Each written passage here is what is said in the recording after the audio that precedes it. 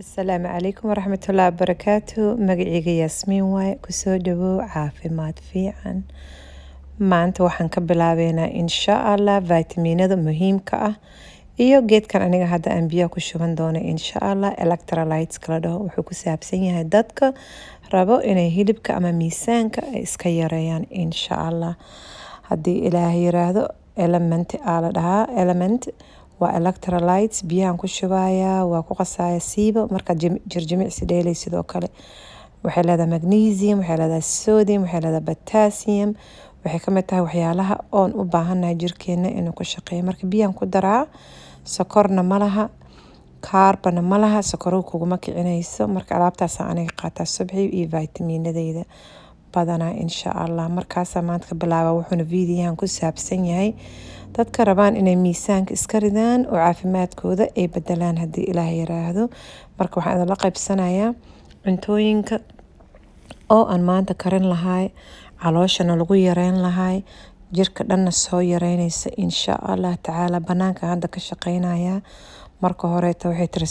Soomaaliya waxay tiri waa lay qabaa qaan waaye hadda xayawaanka waa inaan kooda horeeto cuntooyinkooda aan siiyo cunto gooni ay cunaana jirto laakiin khudaartaana marmar siiba qabowga markuu jiro aan siiya si vitamina iyagana u helaan waxaa waaye cambuulo cagaaran waxaa waaye habooq adduunkaas isku jiraan aan u dhigayaa banaanka iyagana iska cunayaan anigay maalinta dhan isugaan waxay leeyihiin tii maanta aawe marka inaan ku dadaalo cuntooyinkooda si ay cunaan maasha Allah tabaarakallah eeyaashana digaaga iyo booloboolada ay ilaaliyaan marka inta waxa ii yaalo hilib hadduu ku yaalo shiishiid ama diir tahay waxaan sameynayaa baasto aan rabaa inaan subiyo Soomaalida anaka baasto waa jecelnahay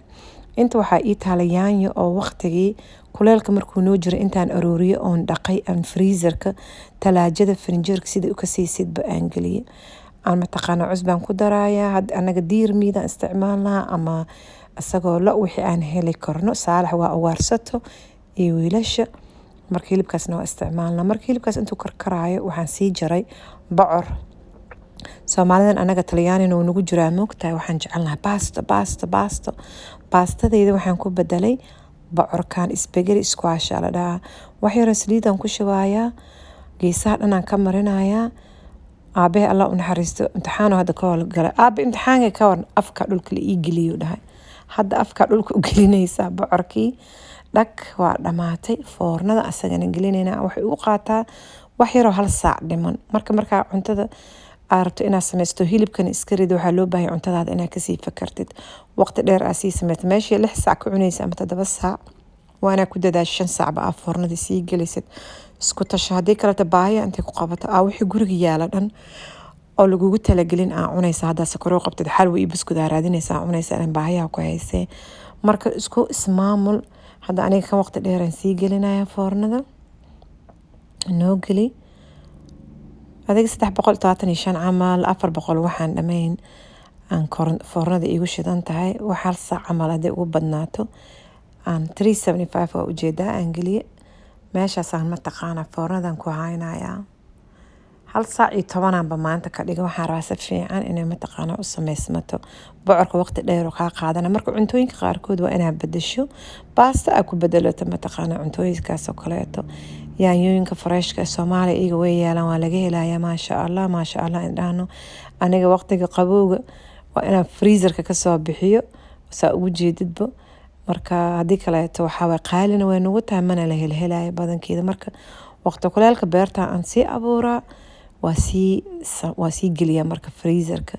waas ku soo kariyo cuntadaada dhan toontaada waxaaga bocor kaleeto bocorada aad iyo aad bariyahan dhan bocorada idinku wadooyaa ogaada aad iyo aad idinku fiican isagana bocorkaas waxaan ku darayaa zucchini waqtiga kuleelkan soo arooriyo isagana freezerka geliye labadan bir freezerkaas aan ku noolnaa wixii barafka aan ka soo bixiyo aan mataqaana isku daraa foornada iyagana gelinaya because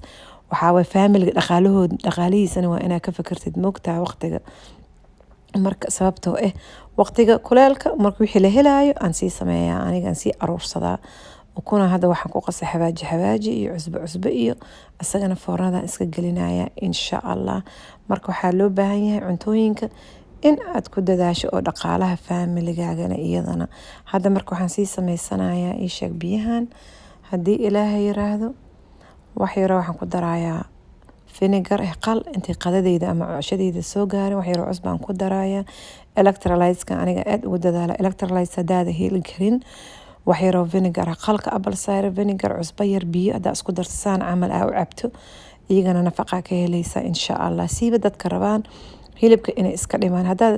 dhiig kar iyo waxaas qabto waa inaa iska ilaaliso cusbada dhakhtarkaaga dhageyso marka waa kana way soo baxday baastadii baasta aniga waxaan u aqaanaa hadda baryahan ii sheeg ilan kaarbigan iska ilaalinayaa moogtahay markay sokorowga ku soo haayo ama jidkaas ku jirto waxaa loo baahan yahay kaarbigaaga inaa yareyso baastada iyo bariiska iyo rootiga carb wax la dhahaya leeyihiin oo sokortaada kicinaya markaan bocorkaan cuno sokortaada ma kicinaya maasha Allah tabaarakallah waa kana bocorkii iyo zukiinigii suugadii hawsha dhan waa isku soo dartay waa kaas baastadaada waa hooleysaa marka waa soo dubtay fargeeta mataqaana saas ugu soo hooleysaa asoo waxaa arkaysaa baasto kuu noqday waa kaasa maasha Allah tabaarakallah mujeedido haddaa dhadhamisidna waxaa leedahay yaa baasta camalba waayano xawaajir ama bas ama toon yaro lagu bitiyey iyo cusbo iyo filfila inta ku bitisaa isku qasaysaa waxaan ku dhaha baasta waaye miiskaagaa diyaarsanaysaa waa dhammaatay haddaa ansalaato iyo yaanyo waxaas ku daashid bocorada ku noqo baastadaada zukiinigaaga waxaaga dhana isku saaranaysaa dhakhtarkaaga wuxuu ku leeyahay waa dadaasha maxaad qabatay yaa waxaa loo baahan yahay marka insha Allah tacaala in aad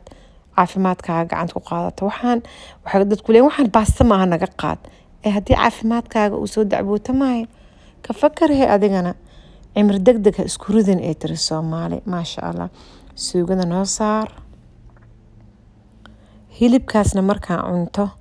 calooshii kuu buuxinaya ma raadinaysid cunto kale qudaartaada geeskaa ka saaratay maalin aan salaato maalina qudaar aad dubata ka dhigo barbarooni maalin iyo yaanyo basal koost adduunka dhan isku darsanaysaa maasha Allah raqiisna way kuu tahay calooshana way kuu buuxinaysaa marka cuntooyinkaas ku dadaaleyna haddaa ay u cusub tahay subscribe garayso video thumbs up sii inta waxaa igu jiro basbaas aan waqtiga kuleelka soo sameeyey farinjeerka leen gelinaa liin dhanaan iyo basbaas cagaar iyo baasta ma ahohe maasha Allah tabaarakallah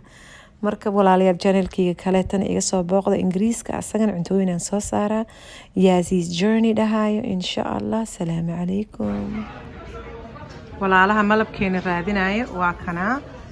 Carmel Mall 221 Abay Fatima dukaankeeda aa ka helaysaa Minnesota maasha Allah